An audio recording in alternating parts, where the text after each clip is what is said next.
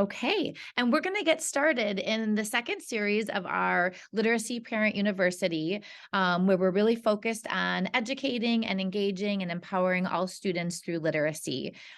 This tonight's focus is going to be a spotlight on Fundations and Geodes, which will include a school spotlight as well as some classroom spotlights across grades K-2 across the district.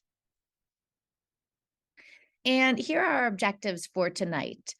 So we are going to focus on deepening our understanding of the essential components woven into skilled reading with a focus on word recognition. We're going to explore how Fundations and Geodes enhance students' word recognition and language comprehension skills and provide opportunities for staff to deepen their knowledge of research-based literacy resources and practices and strategies. And we're also going to learn about the instructional strategies embedded within Fundations and Geodes that promote students' literacy skills. So what that looks like for our agenda today, we'll kind of dig into the components of skilled reading, which if some of you were with us in our first series, some of it will be a bit of a review, but I wanted to make sure we were all coming together today with a common definition of skilled reading. We'll also do a brief highlight of the literacy instructional priority that we're focused on this year, as well as highlight the materials and professional learning that are driving towards meeting the outcomes listed within the literacy instructional priority. Then we'll hand it off to some of our schools. So we have folks from Eddy Field, Hawthorne, Jackson, and Lincoln here to really share applicable practices that they're seeing and the impact in their own school and classrooms, with a focus again on Fundations and Geodes. And then we'll round tonight out with some supports that you all as families can utilize at home to reinforce the learning, with a focus again on some of those foundational skills we'll move through today. Here are tonight's presenters. So I'm also with you. I'm Katie Lyons. I am the Executive Director of Elementary Education. And I also have with me today Kate Cortez, who is our Eddy Field instructional coach. She has been teaching in Elmhurst for 19 years. She taught kindergarten and first grade before becoming an EL specialist, and then before becoming an instructional coach. She's been coaching in our district elementary schools for the last 7 years, and she also has 2 daughters who you see there who attend Elmhurst schools. We also have Samantha Tracy, who is a teacher at Hawthorne Elementary School in kindergarten. She's been teaching for 13 years, and this is her 3rd year teaching at Hawthorne. Also, we have Sarah Allaire here with us, who is a grade 1 teacher at Jackson Elementary School, and this is her 2nd year teaching first grade at Jackson Elementary School. And we also have Jamie McNeese, who is a 2nd grade teacher at Lincoln Elementary School. She has been teaching for 21 years, mostly in 5th grade, but more recently in 2nd grade. And she has shared that it has been such a joy to see the progression between the primary and intermediate grades. So we are very fortunate to have coaches and educators here that are really going to share their practice and help us really see how Fundations and Geodes is living in the schools and classrooms today. So again, just to start, this is a bit of a review. I won't spend too much time here, but I want to, really make sure we're working again from a common definition of the components that contribute to skilled reading. To help us with this, I wanted to take a look at this model called the reading rope, which was created by Dr. Hollis Scarborough. There are 2 major domains that contribute to supporting students with becoming skilled readers. At the top, you'll see the language comprehension domain and the threads or multiple skills that make up language comprehension. This includes background knowledge, vocabulary, language structure, verbal reasoning, and literacy knowledge. The second domain at the bottom is word recognition. This domain includes the threads of skills of phonological awareness, decoding, and sight recognition. It's important to note that language comprehension and decoding need to come together through a balanced instructional approach in order for a student to become an accurate and fluent reader with strong comprehension. This balanced instructional approach is how we measure effective literacy instruction.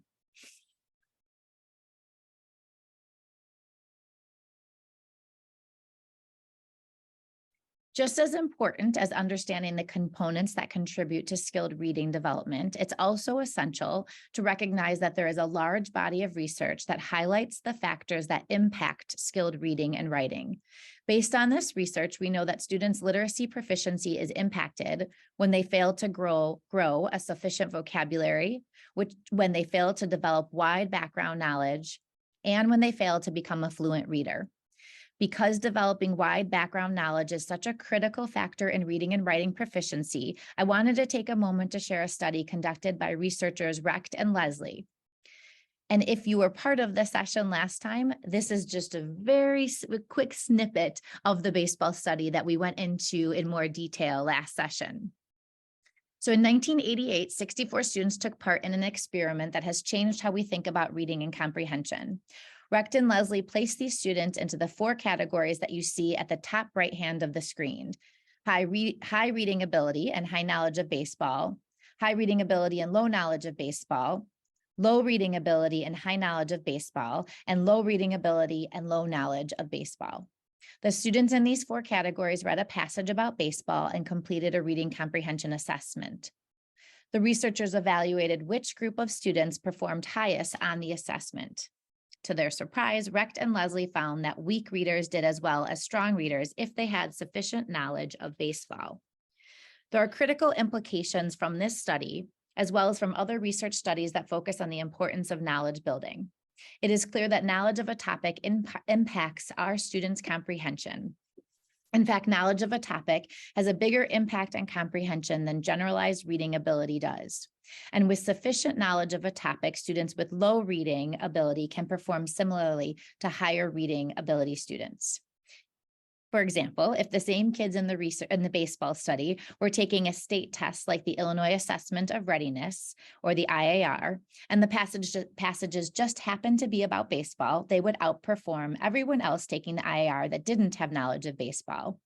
But if those same students were exposed to a passage about a topic they were unfamiliar with, they would fare much worse.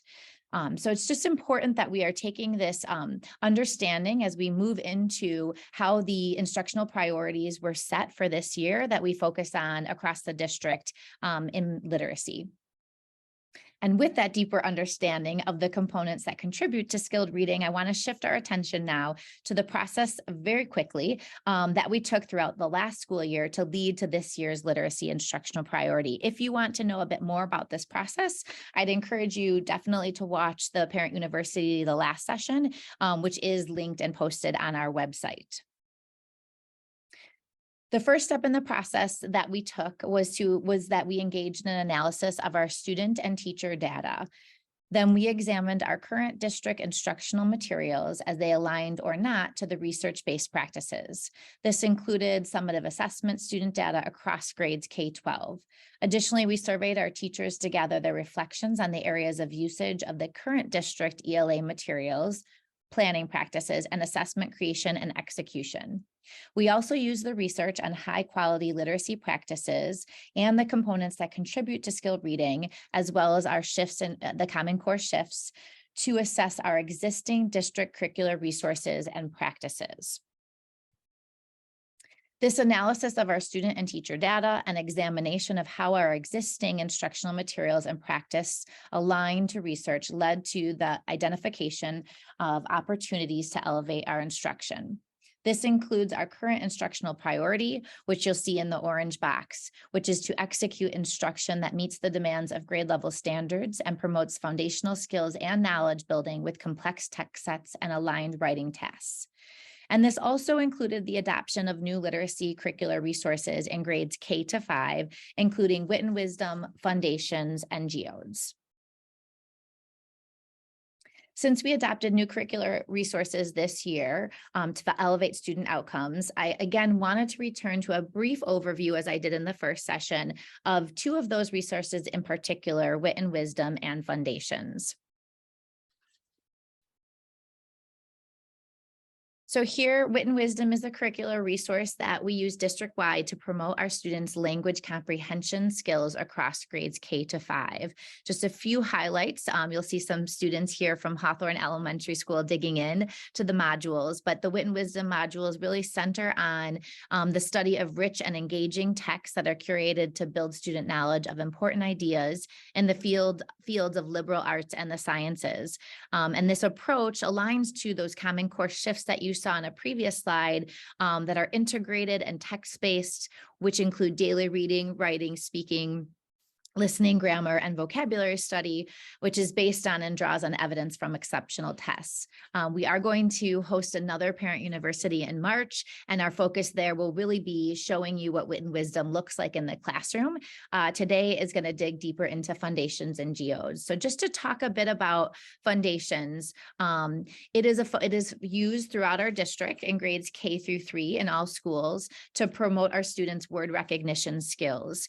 And it really is a systematic program that we use to comprehensively address foundational word study skills, such as print concepts, phonological and phonemic awareness, phonics and word study, including high-frequency sight words, fluency, spelling, and handwriting. Additionally, Fundations significantly reinforces comprehension and vocabulary in an integrated approach. I also wanted to just give a brief overview of the daily literacy block and the materials, as I just mentioned, that are used. So in language comprehension, we have Wit and Wisdom.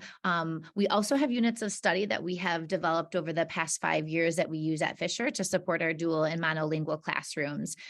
In particular, in grade K, we would see a whole group language comprehension for about 30 minutes. In grades 1 through 3, that's about 45 to 55 minutes. In terms of small group instructions, in which we use Geodes, and you're going to learn a little bit more about how Geodes promotes the bridge between Wit and Wisdom and Fundations today from one of our teachers. But we have, that is one resource that we use in small group instruction. And in grades K, we have small group for 30 minutes with 60 minutes carved out for our play-based centers. And in grades 1 through 3, small group instruction can range from 75 to 90 minutes daily. And in terms of word recognition, that the resources we use there are Fundations across K-3, as well as Phonetica and Grammatica in our dual language classrooms. And that word recognition instruction ranges anywhere from 25 to 30 minutes daily. Because we're spotlighting on Fundations today, as well as showing the bridge of how Geodes provides an opportunity to bridge with the scope and sequence on Fundations, I wanted to just highlight, I know there's a lot of text on this slide, but I wanted to reinforce really here, rather than every bullet point, but to call out that there are grade-specific goals within Fundations that systematically build within a grade and across grades. And so here, for example, you'll see just in terms of the first bullet point in grade K, a grade-specific goal is that we are focused on letter name, keywords, and sounds with an emphasis on short vowels and consonants. We then build upon that into grade 1, where we focus and add to that around consonant digraphs and long vowels, which you'll learn a little bit more about later today.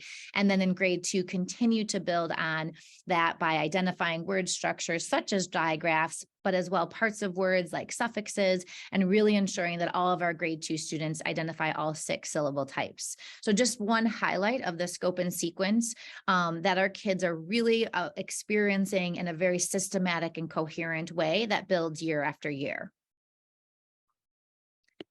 And I thought that it would be important that I highlighted our professional learning plan before handing it off to our instructional coach.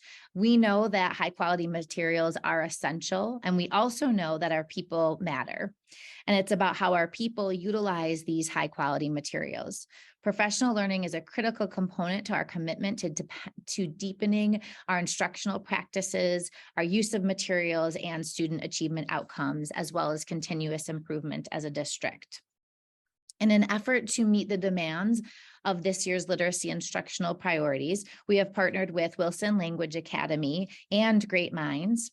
Additionally, in all of our professional learning sessions, we uphold the commitments of honoring our teachers' experience, insight, and knowledge of their students. We keep content at the core of all that we do in our professional learning, building on our teachers' knowledge as well as their knowledge of content and instructional practice. And we really empower teachers to play a key role in extracting meaning from and making connections to the instructional materials. This is just a brief overview of the different types of opportunities and variety of professional learning experiences offered throughout the district this year that align with our literacy instructional priority. These sessions provide teachers, coaches, specialists, special educators, and district and school leaders with opportunities to collaborate, learn from each other, deepen practice, and celebrate successes and grow together to sustain our district literacy efforts. And now what I'm going to do is hand it off to one of our instructional coaches, Kate Cortez at Eddy Field, to actually talk about the impact of Fundations on teaching and learning, which is really going to also shine a spotlight on the professional learning that is provided at a school to really promote not just the execution of a curricular resource, but the knowledge building that allows teachers to really use data to drive their instruction and promote, particularly with a focus on word recognition skills. So I am going to hand it off to Kate Cortez. Wonderful. Wonderful. Hi, Kate. Hi, thank you so much. I'm excited to be here today just to tell you a little bit about how Fundations is living in our school. You may or may not know that Edison is hosting kindergarten through third grade field students and teachers this year. So what that looks like in reality this year is we have 19 classrooms in kindergarten through third grade implementing the Fundations program. That is 431 students in our building every day with 30 minutes of daily instruction within our core ELA block. So it's really exciting to kind of talk with teachers and work with teachers. And as we talk together, we've been able to find a few key benefits at the school level. Teachers are talking about these, we're talking in PLCs, we're talking at the administrative level, and some of the things that are popping out are the commonality and the consistency is a real big benefit for us. We have common teacher and student materials. We have consistent use of vocabulary and language across classrooms. We have standards aligned scope and sequence. We have consistent lessons, units, pacing, assessment. And those are really big benefits because it allows for us to cohesively roll out this program and analyze the data and decide what to do with it for our students. Another key benefit that we have found is just the alignment. It really is the ability for us to know that all students are experiencing this standards-based program across all of our classrooms and then across all of our grade levels as well. And we obviously can't not talk about the student experience. So that's one of the key benefits as well, that our students are engaged in lesson activities, the pace, the hands-on nature, the multisensory approach is really active in all of our classrooms, and our kids are engaged and they're recognizing and applying their knowledge and feeling very proud. So with those key benefits in mind, I want to talk about just 4 areas where we've seen some great impact just in the 5 months that we've been implementing this program so far. We have seen at Edison growth in our teacher knowledge and their confidence. We've seen enhanced collaboration in our PLCs. We have seen some really strengthened vertical and horizontal alignment. And we've also seen some increased clarity for our data analysis and in our student support systems. So as Katie kind of mentioned earlier, we know that professional learning is key to enacting any type of change within a school. So when we're talking about growth in teacher knowledge and confidence, we really have to go down to the levels of support that we're providing teachers. We have institute days and late arrivals, and I know as parents that can be hard. We're asking you to keep your kids home a little longer or find alternate care. I have kids in the district. I also find alternate care for those days. But it is really vital for our teachers to have this time together to learn and grow and collaborate. And it's not just one day at the beginning of the year and we hope we kind of make it through the end. It is timely and it is sustained throughout the year so that we can really target in the moment, what do our teachers need? What is the student data telling us so that we can implement in the moment job embedded professional learning with our teachers? The other really key benefit for having these late arrivals is the ability to have all of our teachers in one location. Throughout a day, we might have pockets of teachers who can meet or collaborate, but having all teachers available to learn from one another and with one another in this dedicated time has been really a key component of rolling out any new initiative, but definitely Fundations. Another layer of support that we have for teachers is kind of job embedded coaching that is on site at all of our buildings. As a coach in a building myself, I am able to be on site every day to learn alongside teachers, help them learn and grow, take some risks and chances with them, and really help create a culture of learning that is alive and well in the building. Because I'm on site every day, I can work with all teachers, no matter where they're at in their career. They could be a first-year novice teacher to a 25-year veteran and everyone in between. Because we at Edison and we in Elmhurst value learning and growing, and we consider it a benefit to be coached. So in Fundations, you can see that I might be working with a teacher to co-plan lessons. We may be co-teaching a lesson. We may be team teaching it together in different components or splitting into smaller groups and teaching it simultaneously. I may be modeling a new strategy or an instructional activity with students.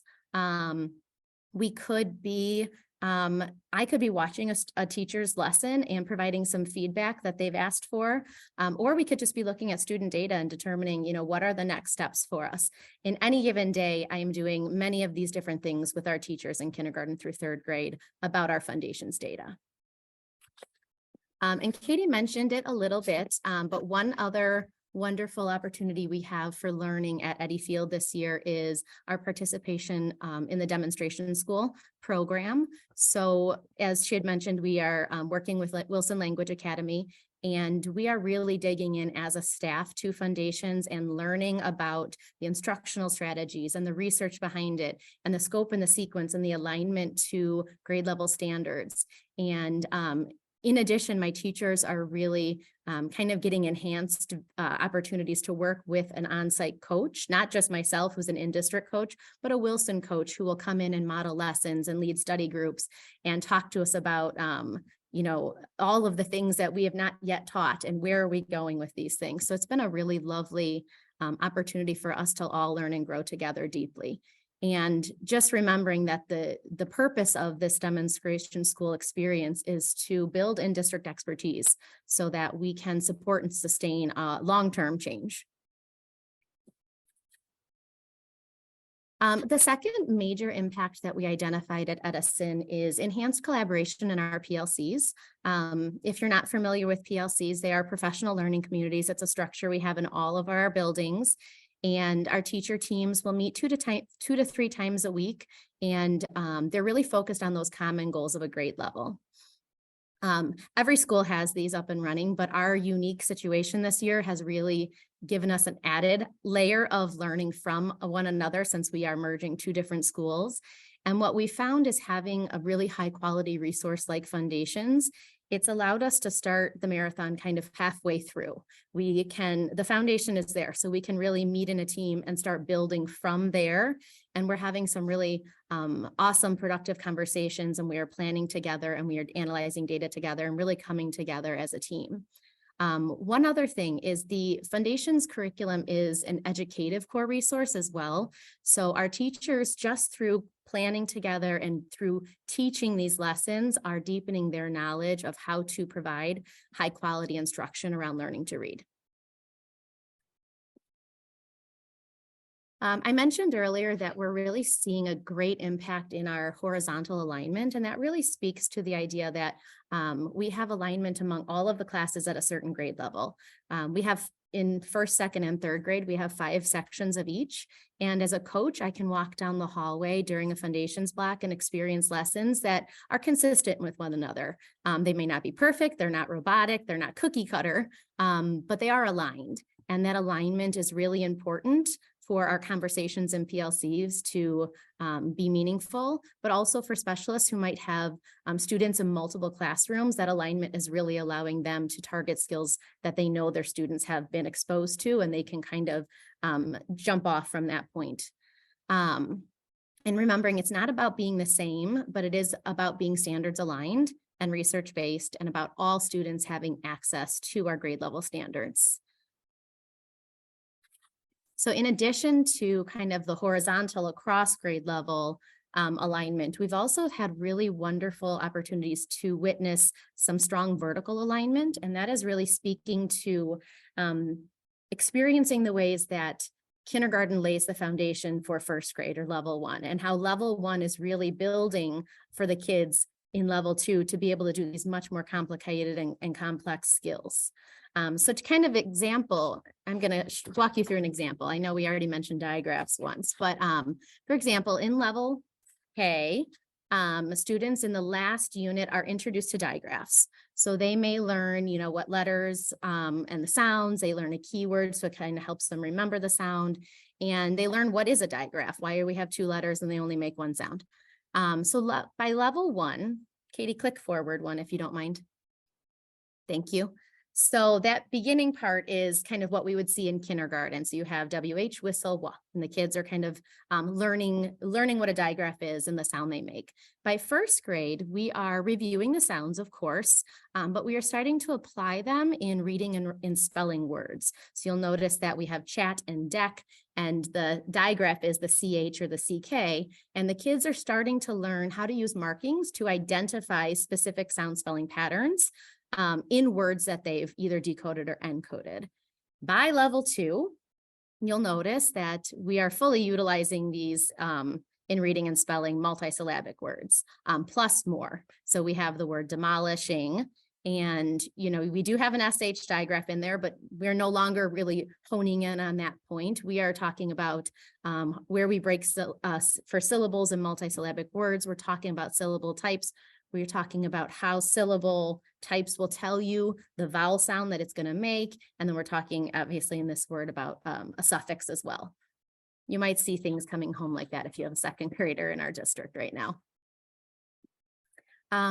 One other piece that we have found a really strong impact at our school level is just some increased clarity around our data analysis and our student support systems. The frequent and common assessments that Fundations provides have been key for us. All students are given the unit assessments, and the teacher teams will look at the results together, and we'll look for class-wide kind of strengths and areas for growth. We will discuss concepts that the students have mastered and maybe some that need additional exposure or practice. We will also use those unit assessments to allow us to look at individual student data to determine what students need, whether it's reteaching or intervention, perhaps acceleration. Because of the common assessments, teachers can really tailor their student experience to meet the needs of the students while making sure that all kids have access to those grade level standards. And lastly, I feel like we can't talk about teacher learning and all of the things happening at a school without talking about the student experience. So what we are seeing at Edison is a really high level of student engagement in all of our classrooms. We are seeing students take pride in their learning and really kind of almost bragging about what they know and what they can do with this new knowledge. We are seeing students responding really positively to the multisensory approach. In Fundations, we are seeing student data meeting or exceeding our expectations. And the coolest thing is we are starting to see kids apply the skills that they learn in Fundations across content areas. So we are seeing them apply it in their reading, apply it in their writing, whether they're writing their explanation in math or they're writing within Wit and Wisdom for a different purpose. They are applying those foundational skills that they're learning into other parts of their day. And it's really exciting. In the end, I think we all just want our students to have the skills necessary to become skilled readers and writers. And Fundations is helping us ensure that we're providing that standards aligned grade level instruction in the areas of word recognition. Before we hand it off to Miss Tracy, thank you so much, Kate, for sharing your insight around the experience at Eddy Field with Fundations and professional learning and looking at the data to really drive student outcomes. So we appreciate the coach spotlight and also just the professional learning that's provided through the experiences of not just adopting a high quality resource, but the learning alongside of that. So thank you, Kate Cortez. We appreciate you. And we're going to hand it now off to going a bit more specific into a classroom spotlight. So we're excited to hear from Samantha Tracy from Hawthorne Elementary School. And Samantha is going to talk very specifically about how Fundations plays out in her kindergarten classroom. So Samantha, I'm going to hand it off to you. Great. Well, welcome. I'm so excited to kind of give you a glimpse of what a day in kindergarten might look like during Fundations. We start our day with our drill sounds every day. So Katie, if you want to click to the next slide. In kindergarten, every day we start with our drill sounds. In the beginning of the year, we're just learning our drill sounds. So as the year goes on, we add more sounds. And then in this activity, I'm going to show you a little video, and it shows the teacher modeling. And then I slowly release and let my students, once they've mastered this skill, they can come up and start to be the teacher leader and lead the class. And it's just a great opportunity as a classroom teacher to be able to differentiate who's ready for that, or even pick out like what sounds certain students are working on. So let's watch the video to see kindergartners warming up. Kindergartners, we're going to warm up today with our drill sounds. Remember, I go first and then you echo after me. A, apple, app. I, itch, if. T, top, T. S, snakes. Now I need a friend to come over and pick 3 letters, and you are going to be the teacher and point, and we will echo after you. Ethan, come on up. Okay, so Ethan's going to point to a letter and tell us it, the letter name and sound. E, A,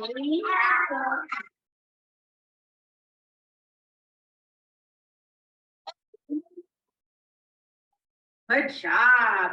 My friend Orlando, we're going to do our vowel extensions. We're going to do with Orlando. You come on up and be my teacher helper. A.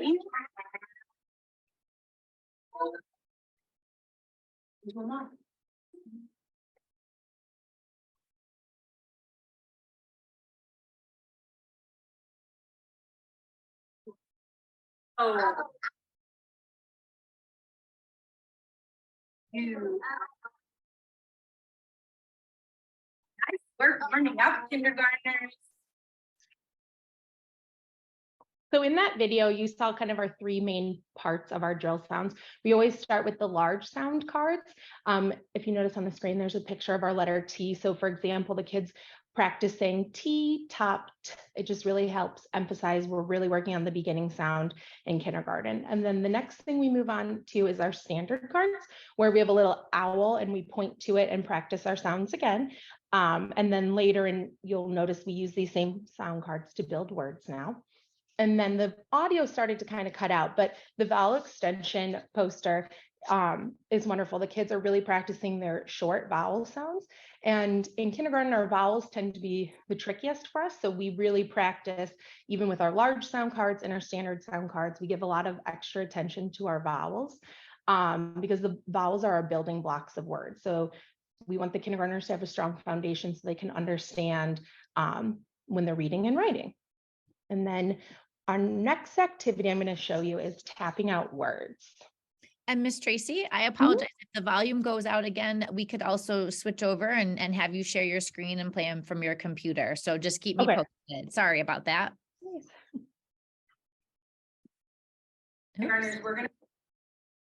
There we go. Okay, so tapping out is a multisensory way to help children with their reading and writing. Students segment out the sounds and then blend them together to create the words. So they say each sound as they tap their finger to their thumb, and then we blend the sounds together. So for example, I always tell the kinders elbows up, and then we say, if we were tapping out the word map, like you see on the board, we point our index finger to our thumb and say mm. Then we point our middle finger to our thumb and say ah. And then we point our ring finger to our thumb and say p. And then we close our hand and say the word met. So we've practiced a lot in kindergarten. It takes a little bit for them to get used to it, but now if you walk in, you'll see my kids, even when they're writing, tabbing out their words, which is great to see. So in this video, it's just a little glimpse of us practicing tapping out words. Kindergartners, now we are going to tap out some words. So Miss Tracy's going to put up her letters. Don't say the word out loud, because remember, we want to sound it out. Put your elbows up, tap her out. Ready? Act. Act. Good job. Watch. What if I switch the sound for a? Let's try it. Tap it. Act. And then I'm going to change. Let's do the word. One more. Ready? Tap. Nice work, kindergartner.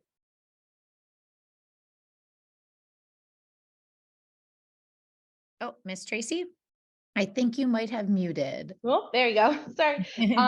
In the video, you noticed that the kids were tapping out the words as I built them on the board, and then I tapped with them. And then the second time through, I pointed to each word and then slid my finger across to help blend the word together. This is just another strategy as they grow their confidence with tapping. That's another way when they're reading or writing, they could tap on their book instead of having to take their tappers out. Another way that we practice this skill is we practice just blending the sounds. So for example, I would tap out the word and the students would have to blend it together to tell me what the word is. And this is like a great activity. I always tell kids that they should have their parents challenge them. And even when you're driving, like if you just sound out the word and then the kids have to practice telling you what the word is. And then next, we're going to talk about Echo finds letters and words. So in this exercise, students use their magnet letter tiles and boards to work on first identifying the letters. We work on rhyming. We practice putting the words in alphabetical order, hearing the sounds to build words. So let's watch the video to see how it's being used in the classroom. Okay, we are going to do our Echo finds letters first. So first, I want you to echo after me. A. Point to the letter that says A. What letter says A? A, apple, A. Okay, I think we're warmed up enough. Are you ready to do a word, kindergartners? So put your elbows up, tappers out. First, echo the word cat. Cat. Now let's tap it. Ready? Act. Cat. Now I want you to spell it. Let's spell it out loud. Ready? C-A-T. Cat. Now let's find the letters and build the word cat. A. What is C's missing? Build your word. Act. What word did we spell? Okay, what? Learners, you can check yours while Campbell's spelling ours for us. Okay, Campbell, can you tap under each one and say the sounds? Cat. Good job. Kindergartners, let's spell away our word. Ready? C A. Oops. C A. What's the last letter? T. Nice work, kindergartners. In this activity, as the teacher, first I will drill sound like 3 or 4 sounds that we're working on, and then we'll move into building a few words each day. In the beginning of the year, when we're just learning our letter sounds, their board does not have all the letter tiles on it. So we slowly add as we have introduced a new letter, they all get excited, then they know they get to put a new letter onto their board. So really we're just reviewing the ones that we've learned in the past, focusing on the letters of the week to where we are now, where we have all of our vowels and consonant sounds. And then as the year has gone on, students will come up and build the word on the board. Just another way to help differentiate, and the kids get excited to come up and be the teacher helper. In our next We are going slide, we're going to talk about dictation. And in this activity, students use their sound association and letter formation. So we've practiced this a lot as a whole group class and also in small group. So there's some students in this video that are demonstrating what we are working on right now. Kindergartners, we are going to practice writing some words now. Before we write, let's echo the word after Miss Tracy. The word is bug. So tappers out, ready? Bug. Bug. Now let's spell it. B-U-G. Bug. Miss Tracy's going to write it.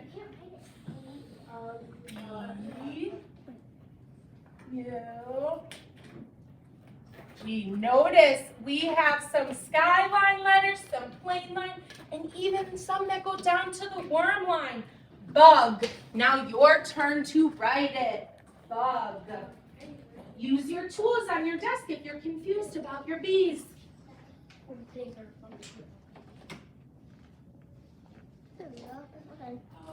Okay.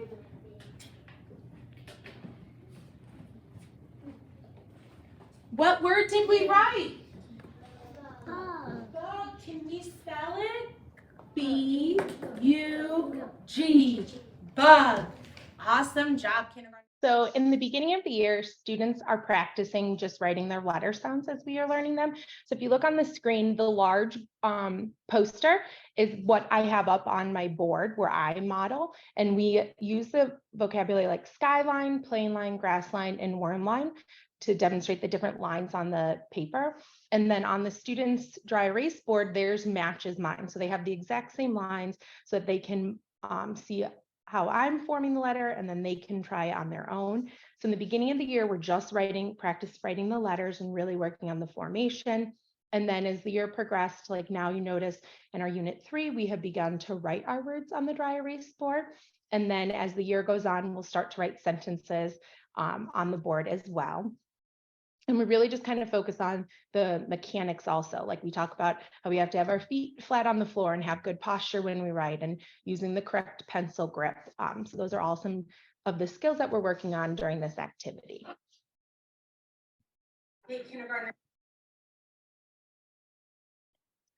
One of the last activities I'm going to talk about is our trick words. Trick words are also known as high frequency or sight words. You might have been familiar with them before. Just in the Wilson Fundations, we call them trick words. We explain to the kids that these are the words we see most often in our books and when we're writing our sentence.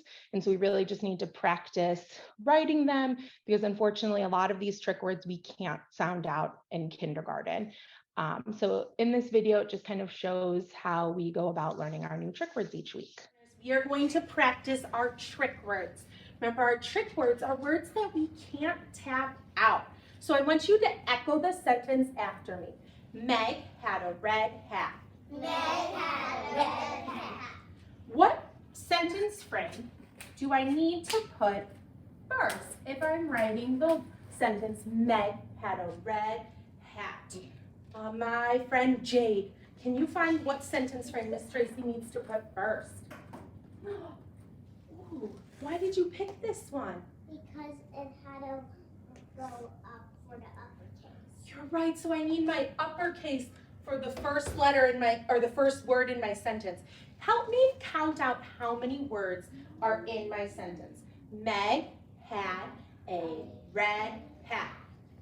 5, so I need to find 5 sentence frames. Meg had a red hat. So So I'm going to circle a word. I want you in your brain to think about what word I just put up here. Meg had a red hat. Echo it. Meg had a red hat. What word did Miss Tracy circle? Chloe. A. Is A one of our trick words? Yes. So let's erase it. What if Miss Tracy does this? I'm gonna write a new word. Good job. I'm gonna circle this word. Okay, let's read it. Meg had the red hat. You read it, echo. Meg had the red hat. What word did I circle this time? The. Oh my goodness, kindergartners. We've learned 2 new trick words. The first word was the. And our other word we learned is A. Remember our trick words. Can we tap out our trick words? No. They're words that we just have to keep practicing, saying and reading and doing our sentences. Nice work practicing your trick words today, kindergartners. As you may have noticed, we aren't just learning about trick words during this time, we're also learning about the sentence structure. So we talk about what goes first in a sentence, or if it's someone's name, we need to use a capital letter. And there are these little magnet tiles that we have that we put up on each word, and some of them have a box that's taller to fit a capital letter. So the kids are really learning to like the structure of the sentence, and that we put spaces between our words, and at the end we have punctuation. So it's just a great opportunity for kids to practice not only their trick words, but just kind of how to read and write sentences. In kindergarten, we have officially 27 words that we will learn through the Fundations curriculum, but obviously through reading and writing, your kids might be exposed to more than just those 27 words. We are going to practice. So the assessments in kindergarten, our unit 1 is one of our longest units of study. It's 12 weeks because we're really taking our time learning those not only the sounds that the letters make, but also how to form the lowercase letters. So in this unit, we will give a mid-unit assessment in addition to the end of unit assessment. And then in our units 2 through 5 range from 4 to 6 weeks, where we give an end of unit assessment. And then in kindergarten, where I think it's different in some of the other grades, in kindergarten, our assessments are given one-on-one with a teacher. So they come back during small group time and they'll work with me and we'll go through the different skills. On the screen, I have a sample of our unit 2 that we had just finished. So the kids are, the first part is about blending words. So I would give them, for example, I would say at, and then they would have to tell me, blend the sounds together and tell me the word. And then the next part of the test, I give them their standard cards. I put them down to spell a word and they have to tap out and read the word. And then in unit 2, we practiced our uppercase letters. So they write their uppercase letters. And then we also focused on saying our alphabet in order. So those are just kind of a glimpse of what unit 2 looks like. As the units go on, I know in unit 5, we'll start to scaffold a little bit and that's where part of the lesson, the assessment will be one-on-one, but then part of it will be given whole group to get them ready for first grade.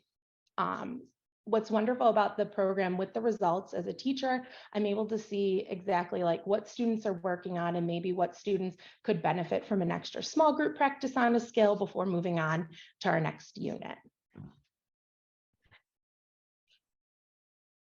These are just kind of some of my final reflections on Fundations.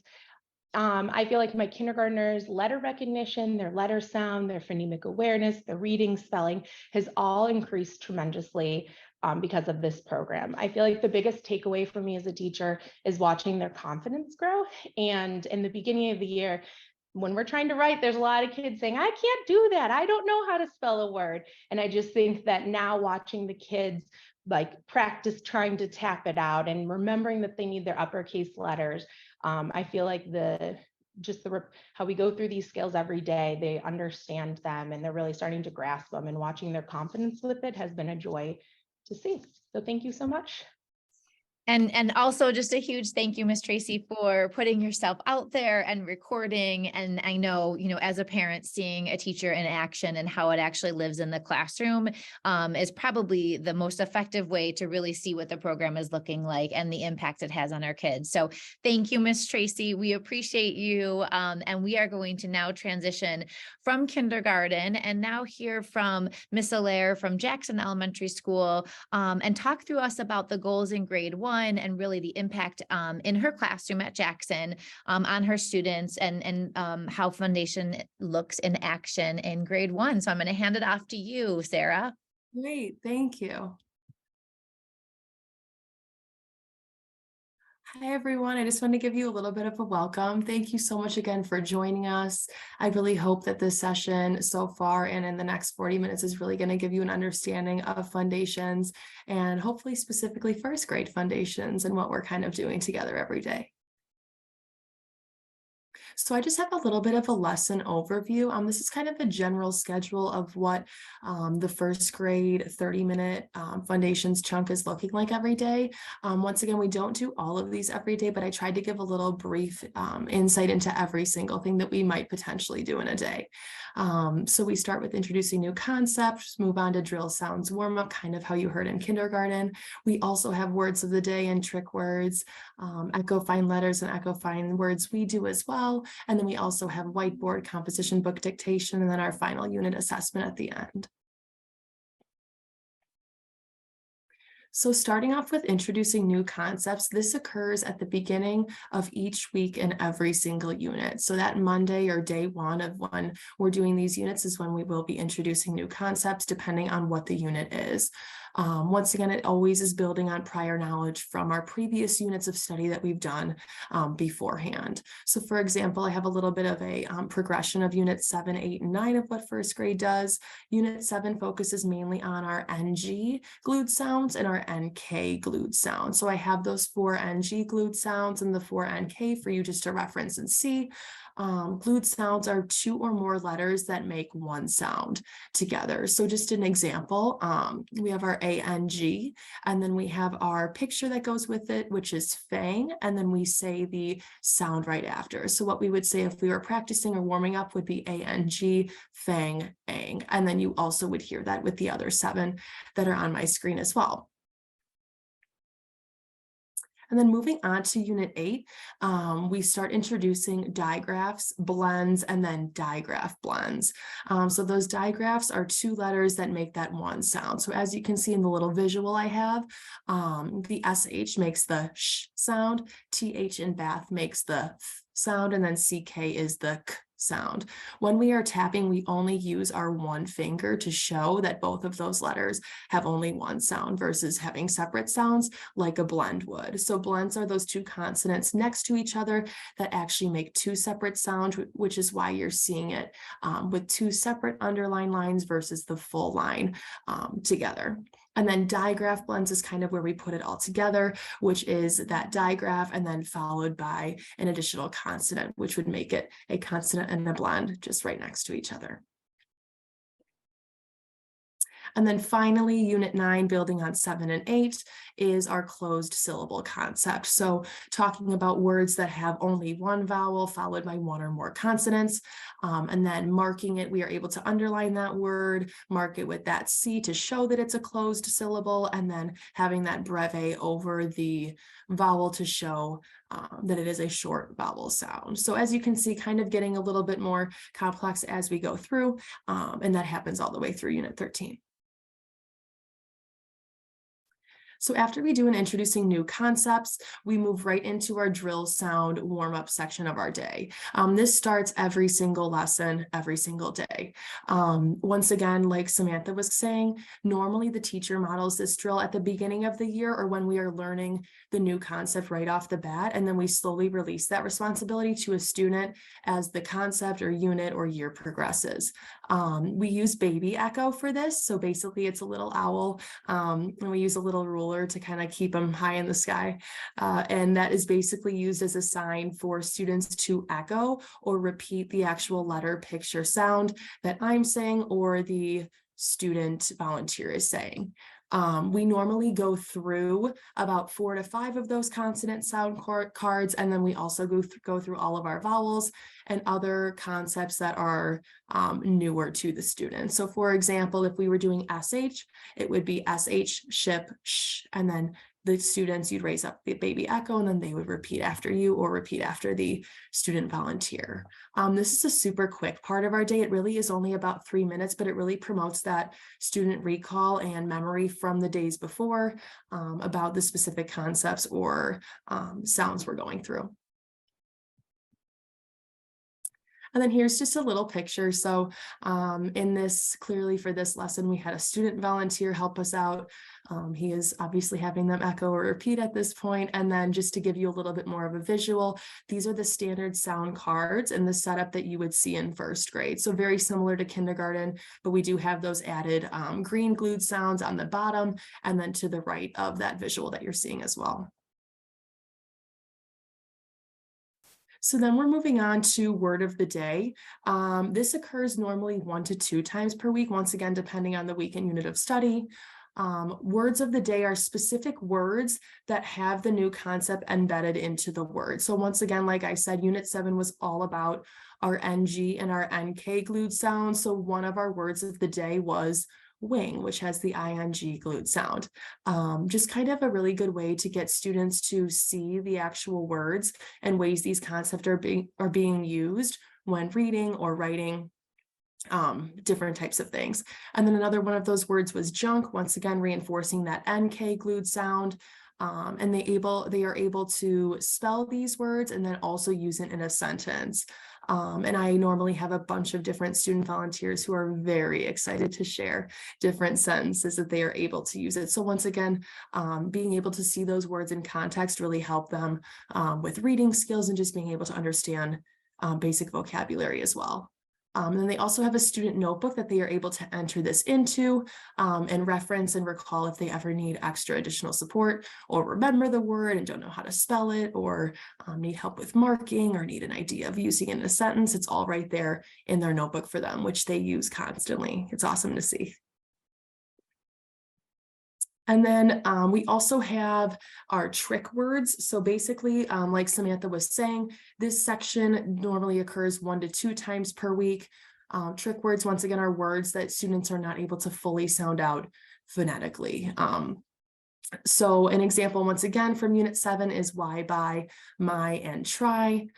The teacher introduces the new trick word and uses example sentences for students to recognize those words in. So as Samantha kind of referenced in her video, very similar, really focusing, circling that word to emphasize that it is a trick word, which is how we mark them, and then being able to have them see it in context. And then from there, spelling it out and entering it into their student notebook. This is just an example page of the W section of our trick word student notebook.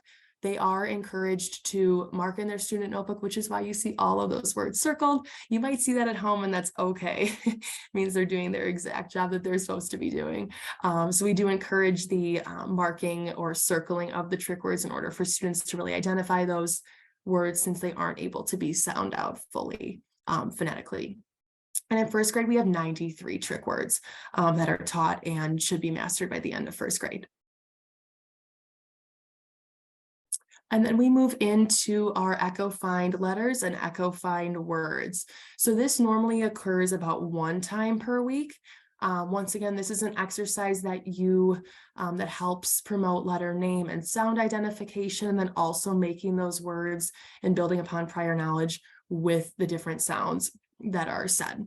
So originally the teacher will dictate or verbally speak the sounds and students either point to that letter or hold up the letter tile that corresponds with the sound that the teacher is saying. I like when they hold it up just so it's an easier way of kind of getting a visual little quick glance of how everyone's doing. And then from there, the teacher is able to dictate several words using concepts taught in that unit in order for them to tap out those sounds and then create the word with their letter tiles from there. You also are able to, it's kind of nice because you're able to still go back to digraphs or reference different types of concepts because that whole alphabet is there for you and matches and mirrors exactly what I have on my board for the students' letter boards, which is wonderful. And Fundations is based on mastery, and through this activity, we're able to demonstrate that mastery by applying the knowledge through the identification and then the actual spelling or the encoding of those words. And then here's a little picture. I have 3 different students here, kind of in all different phases of writing the word or being able to identify the sounds to the word crash. So starting with that k sound, adding the and then finally that digraph, sh. So this is kind of a little bit of a progression of what you see. This letter tiles are all separated. And once again, we do start with the full alphabet, but we add on all of our digraphs, glued sounds, and then our suffix s yellow cards as well as we learn them. Another thing that we do very frequently in Fundations is our whiteboard dictation and our composition book dictation. So these are very similar activities, just depending on if you're doing it on your whiteboard or in their actual composition notebook. And once again, it occurs 2 to 3 times per week. It all is a review of previous taught sounds and concepts from past units or the current unit of study that you are teaching at that point. It always starts with 3 sounds, and then we move on to the 2 review words with concepts from previous units. So going back units to see if they're able to recall that information from prior units in first grade, and then moving on to current words, 2 of those as well, with concepts from the actual unit we're on, going over 2 trick words that we have previously learned, and then we also add in a sentence. Once again, they are encouraged to use those capital letters to start our sentences with any proper nouns as well, and then having that punctuation, whether it's a question mark, exclamation, or period at the end of those sentences. And then it's very similarly set up to a unit test, which is really great because when those unit tests come around, it's not really a shock to students, and they kind of just take it as another review day, which is really great.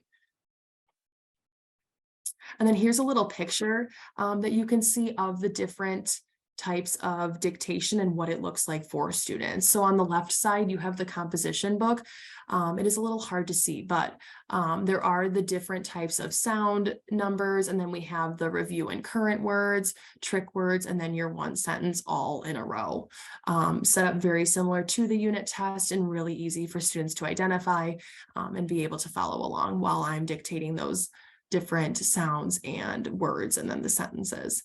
And then the large dictation board on the right, it is the same lines that you were seeing in Samantha's, just a little smaller. In first grade, we kind of go from those big lines to the smaller, more standard lines, as you can see in the composition book. And it's basically that. And then they're able to use just the whiteboard and then their expo marker or dry erase marker with that. And then one thing that we really emphasize, not only in the whiteboard and composition book dictation, but really whenever we're writing these types of words or these words in sentences, is marking up, it's called. So basically what that means is we have different types of guidelines and rules we like the students to follow, depending on what type of concept or rule is in that specific word we're writing. Once again, I kind of went over digraphs and our blends, but digraphs having that 1 straight line across, being able to show that those 2 letters make 1 sound. The blends, once again, 2 different consonants making 2 different sounds, which means that you have 2 different lines. And then we also have our bonus letters. So our bonus letter F, S, and L, which all occur at the end, and we mark that with a little star if you're ever seeing that in your kids' work coming home. And then we also have glued sounds, our all, am, and then all of our NG and NK glued sounds that we box to show that we know, or that they can identify those glued sounds. And then finally our suffix S, so being able to show that that suffix S is at the end of our words, and then being able to identify the base word in order to add that suffix S onto the end once we get to the end of that word. And then marking our closed syllables with our breve, and then our vowel consonant E syllables with our macron. And that's right there with the C under for closed, and then the VE for our vowel consonant E words. And then finally, by the end of our unit, we have reached the assessment. So we only have one assessment per unit. Normally, our units of study are 2 to 3 weeks in length. Once again, the unit assessments are very similar to our dictation in our composition books. So we have 5 sounds that are verbally dictated by the teacher and that the students then write down in their notebook. And then we have 5 words, once again, verbally dictated that contain current concepts of what we're learning. So for example, in unit 7, it would be NG-NK, glute sounds. If it was unit 6, it would be digraphs, things like that. And then they also have, they also get points for properly marking those words with all the different markups I just showed you in the last slide. And then we also have 2 sentences that always include trick words and then unit review words. And then that also is a chance for us to check their grammar, capitalization, punctuation, and then proper scooping. Scooping is kind of a technique that we help the students learn in just to kind of help them be able to chunk out our sentences and where we would breathe if we were actually speaking that sentence to somebody else. And then here's once again just a little bit of a visual. It's very similar to our dictation in our composition books, just a little bit longer, but overall it's very similar format, which really helps the kids. I think it helps with just ease of mind in general. When you think of a test or assessment, they might get a little scared, but they really have been awesome with it, and they really do treat it like just another checkup day. And then just a final reflection in general, the foundational skills that we are learning in this program offer and give students the knowledge to apply it not only in Fundations time, but also in their reading and writing inside of school, outside of school in general. The amount of letters and notes and cards teachers get with all these little markings is just so funny. I've had so many parents even just comment and be like, are they supposed to be doing this? Or is this supposed to be, they're circling a lot of things, and it's all good things. So it's really cool to be able to see and for kids to really have those lasting skills to be able to take with them, not only in first grade, but all the way through third grade, which is awesome. And in general, my first graders' phonemic awareness, their letter recognition, their letter sound relationships, spelling, writing in general, their handwriting has increased tremendously. It's been such a great way for students to grow their confidence and just feel really good about what they're doing. Knowing that, you know, they're able to read and write so much better than they were before, which is awesome to see as a teacher too. So yeah, thank you so much. I hope this information has helped, and I hope you've gained a little bit of a better understanding of what we're all doing in first grade. Thank you, Ms. Allaire, and thank you for mentioning it's okay to be marking up and students doing that at home. We really appreciate just hearing the impact that it has had on your practice as well as your students. So thank you for your reflections. We appreciate you spending time with us. And now we are going to actually transition from first grade into second grade. And we're going to hand it off to Jamie McNeese, who is our second grade teacher at Lincoln Elementary School. And to help us think about that bridge between word recognition and language comprehension, we're going to talk through a resource called Geodes that we also purchased as a district this year to really promote fluency with the sound spelling patterns, following the Fundations scope and sequence, but also in alignment to the modules that kids are experiencing in Wit and Wisdom. Again, in March, we're going to come back and do a deep dive for parents and another university that dives more deeply into Wit and Wisdom. But we wanted to showcase a bit of the work that teachers are doing in small group instruction as well. Again, where kids are applying those sound spelling patterns in context and also deepening their comprehension through Geodes. So Ms. McNeese, we're going to hand it off to you and we will get started. Thank you so much for sharing your practice. Thank you, Katie. Hi, everyone. I'm so excited to talk to you about Geodes. It is a resource that myself and my students just absolutely love, and we really enjoy using every day. So I'm excited to share it with you.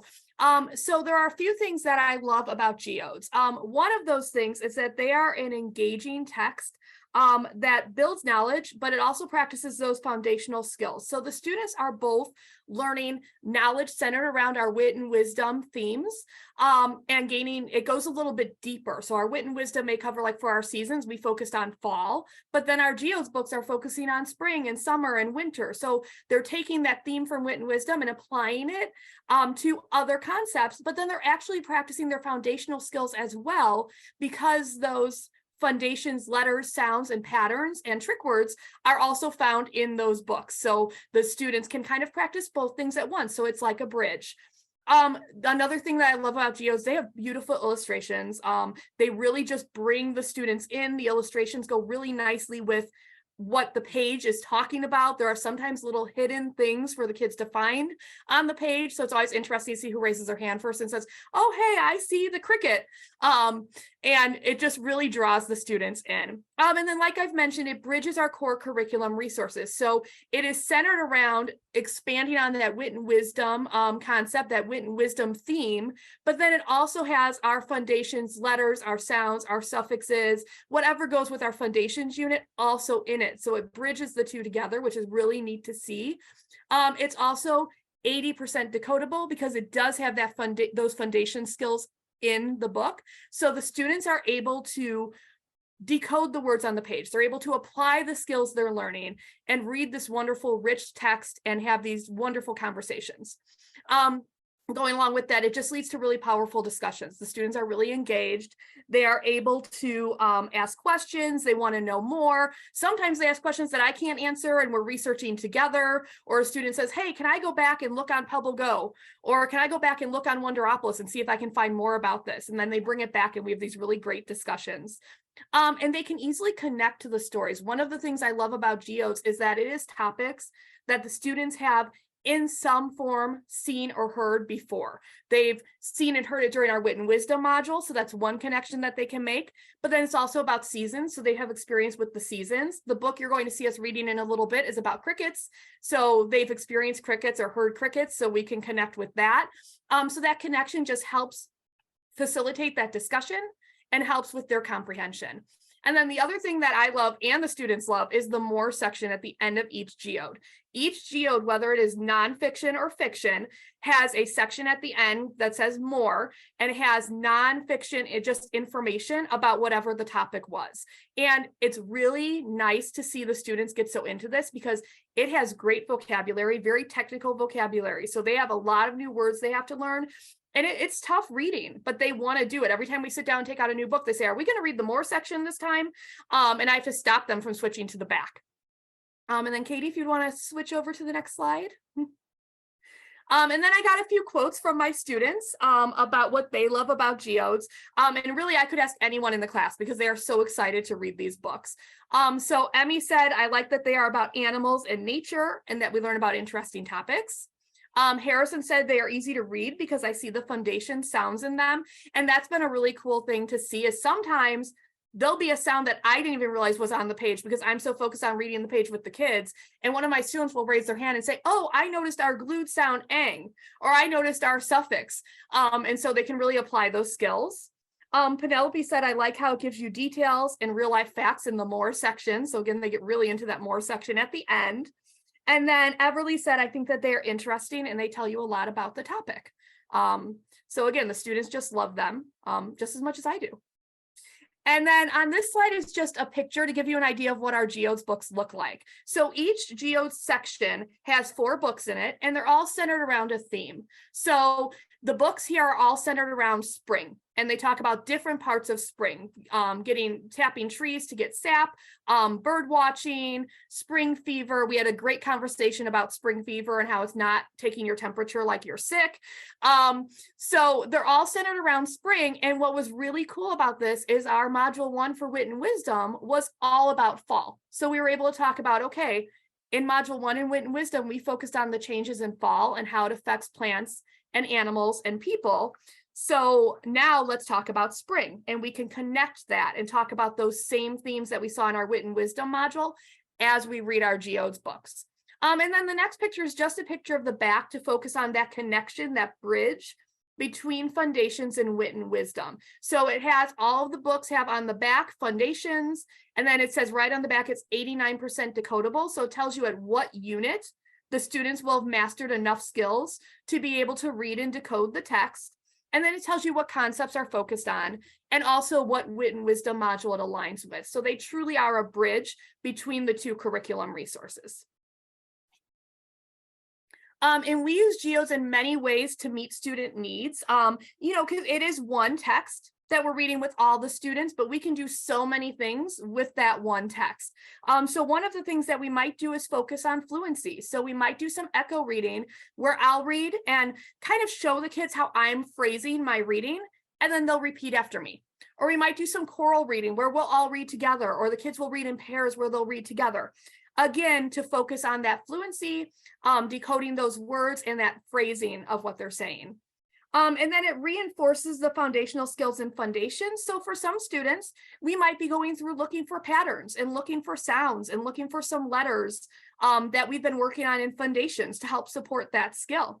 And then it also has rich discussions that support comprehension. So in some groups, and sometimes we'll focus more on comprehension, and we'll have these great discussions. We'll ask questions. We'll talk about what's happening in the text. We'll talk about why things might be happening. We link the text to the pictures a lot. And then it's engaging, so it promotes that curiosity. So the students get curious. So sometimes we spend some time researching and we think, well, what questions do we have? What else do we want to know about this? What resources can we use to find out what we want to know? And then it just supports that strong content knowledge, again, focusing on our themes from Wit and Wisdom, but building more knowledge about that and more in-depth vocabulary. And then this is an example of one of our texts. So it was called Nature's Thermometer. And on the front, we have this giant cricket. And some students right away, hey, that's a cricket. And other students, I see a giant insect. So we had to look for clues and talk about, hey, what could that insect be? What is our book going to be about? And then we open our first page to this beautiful picture. And if you look at the text on the page, I know it might be a little bit small, but the text is just as rich as the photographs are.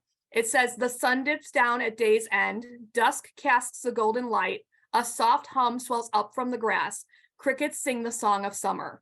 So we're able to talk about what do you picture in your head as you're reading that text.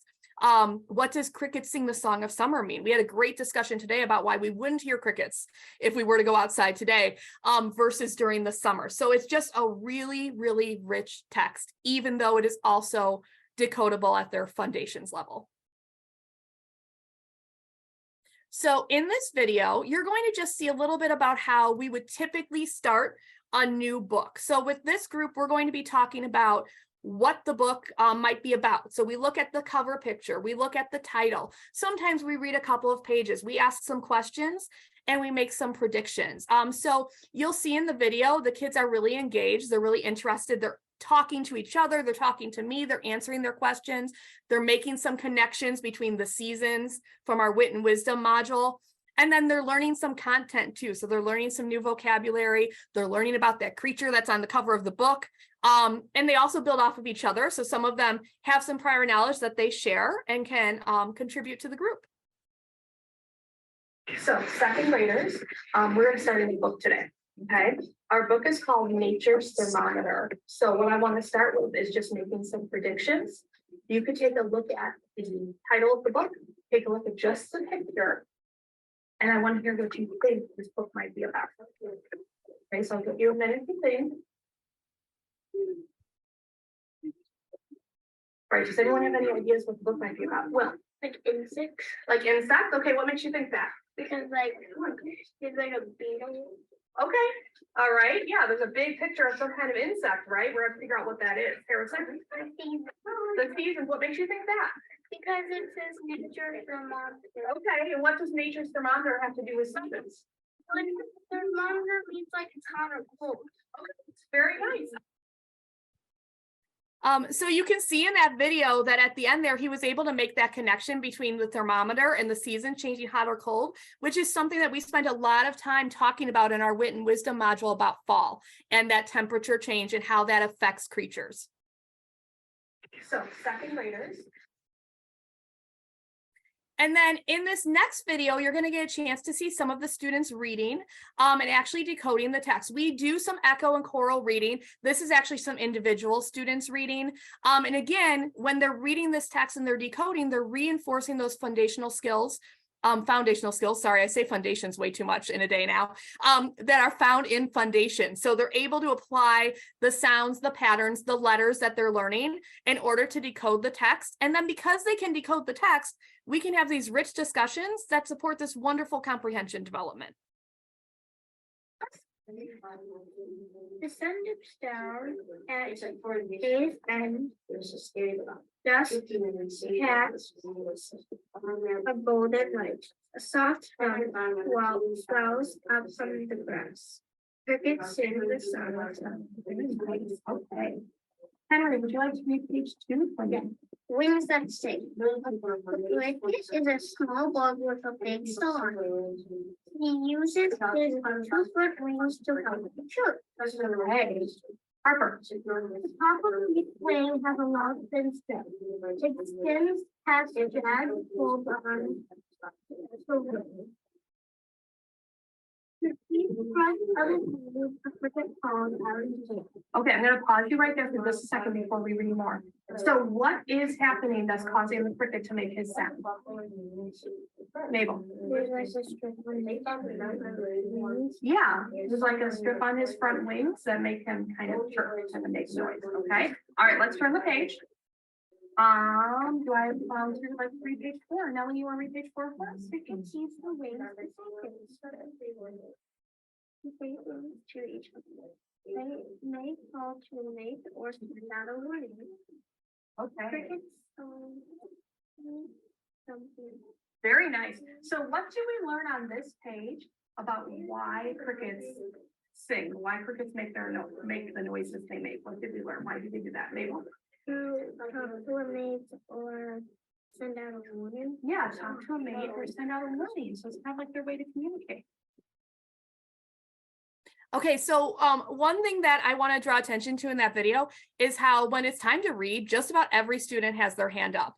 One of my favorite things about Geodes is students are able to decode them based on their foundation skills and their interesting topics. So I have students practically jumping off of their stools when we're meeting in a group trying to read, which is very cool. And it's even some of my students who normally during other activities would not want to volunteer and read. So it's just so confidence building.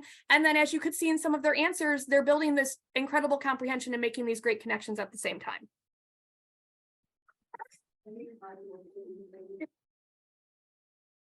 And then part of what we can do with Geodes also is spend some time working with them independently. So you can see on the end there's a group working with me, but then also sometimes we'll start the book together and then the students will spend some time reading it on their own or with a partner.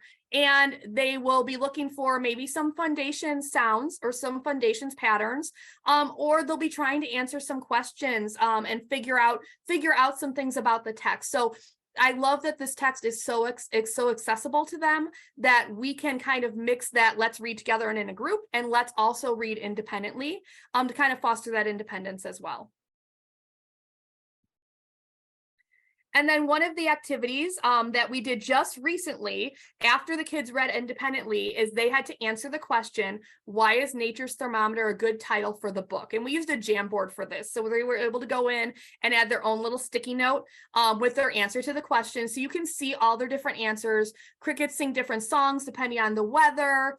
Throughout the book, the daytime is changing to nighttime and is showing nature and bugs.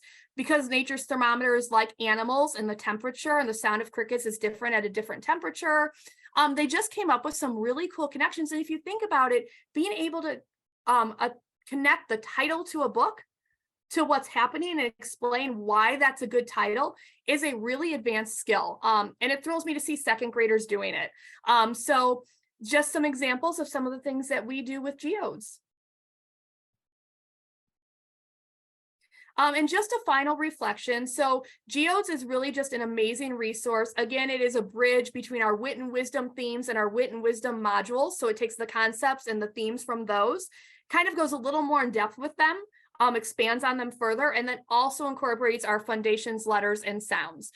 So the students are able to read and learn more. They're eager to read. They see success with their reading, which sparks curiosity and allows them to read more. I had a student say to me the other day, this is the first time I read a whole page with no mistakes.